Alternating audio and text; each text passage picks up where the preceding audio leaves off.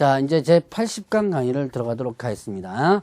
자, 이번 강의에서는 주택임대차보호법, 이것도 여러분들이 민법에서, 특별법에서 배웠던 부분이었죠. 자, 주택임대차보호법에서 이제 내용을 한번 살펴보겠는데요. 자, 주택임대차보호법 적용 범위가 있습니다. 적용 범위는, 자, 주거용 건물의 전부 또는 일부의 임대차에 대해서 관해 적용한다. 주거용 건물에 있어서 전부 또는 일부라는데, 자, 일부라고 하는 부분은요, 자, 주거용이 전체적으로 사용하는 부분에서 일부가 주거 외의 목적으로 사용해도 일단은 적용이 된다 이렇게 합니다. 근데 일부는 아주 조그만 일부가 아니라 전체가 주거용으로 사용하고 있는데 그 일부, 아주 조그만 일부가 다른 용도로 사용될 때 그것도 적용된다라고 볼 수 있는 거예요. 자, 그러면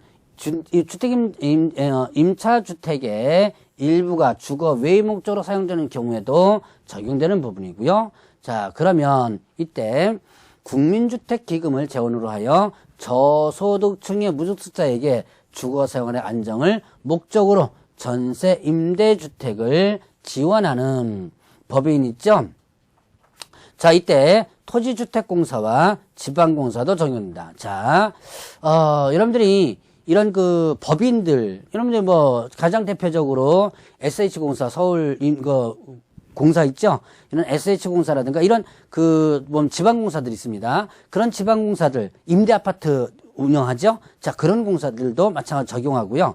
자, 그 다음에 또 이런 게 있어요.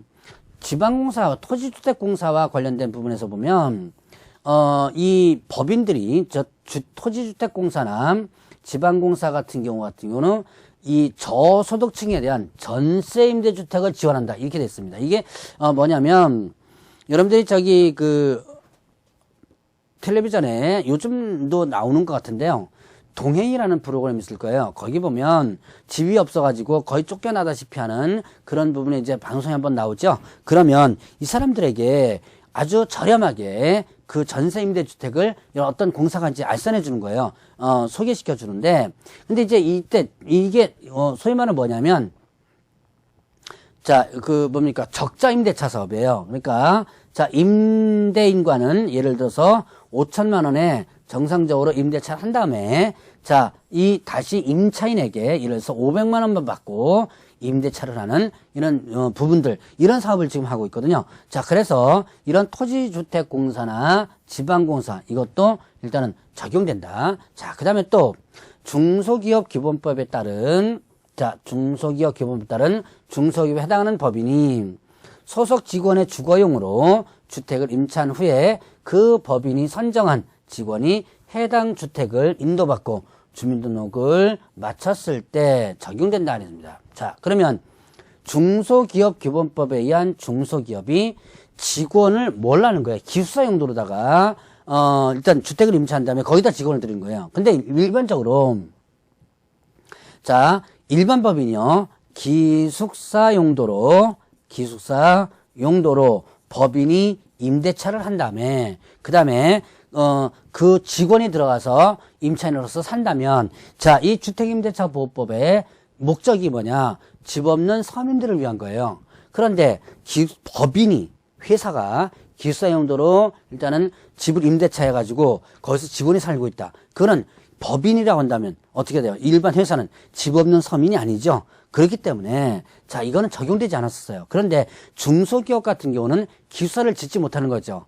그래서 주변 지역에 단독주택 같은 걸 해가지고 기숙사 용도로 하고 있는데 주택임대차법 적용되지 않아서 불편한 부분이 상당히 많았습니다. 그래서 2년 전에 이게 새롭게 들어왔던 내용이에요. 그래서 중소기업기본법에 따른 중소기업도 일단은 이 법을 적용한다. 자, 그러면 일단은 대항력이 있는데요. 대항력은 점유와 주민등록을 마친 때, 자, 대항력이라는 뭐예요?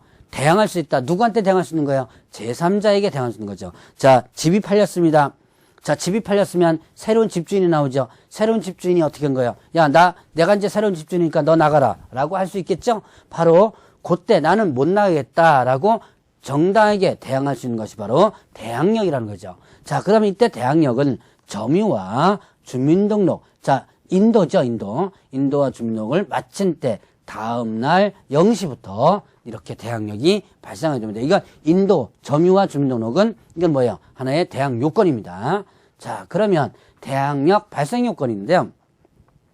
대항력과 관련된 판례는 상당히 많습니다. 많은데 제가 간단한 건 몇 개만 일단 설명했고 나머지는 여러분들이 민법에서 주로 이런 판례 부분들이 배우니까 민법에서 더 보충을 해보시기 바랍니다. 자, 다가구 주택의 경우에는 집원까지만, 다가구 주택은요 집원까지 전입신고는 해도 되지만 다세대 주택의 경우에는 뭐다? 동호수까지, 집원에다가 동호수까지 이렇게 했어요. 자, 다가구 주택 같은 건 어떻게 돼요?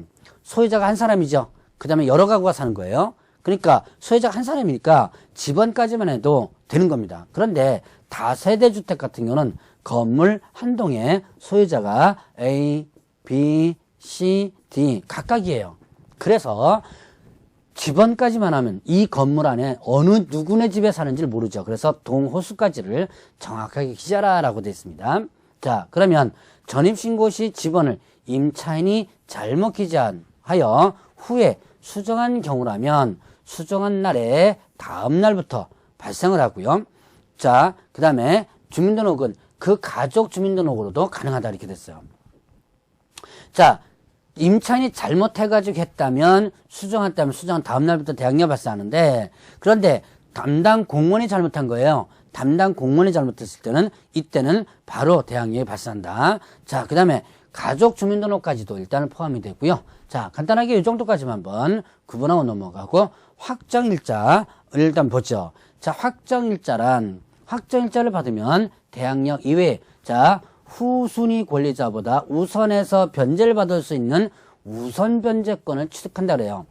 확정일자를 받는다. 그럼 나 외 내가 자, 확정일자를 이거는 결국은 어떻게 된다? 순위가 어떻게 된 거예요? 확정되는 능력을 갖죠. 그래서 나보다 뒷순위보다 먼저 변제를 받는 경매나 공매 시에 먼저 변제받는 우선 변제권을 만들어주는 거예요.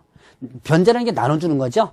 나눠주는 건데 자, 집이 팔리면 경매로 그 대금에서 권리자에게 이렇게 나눠주게 되거든요. 그 나눠주는데 거기에서 순위대로 나눠주는 거예요. 그 순위가 발생되는 거죠.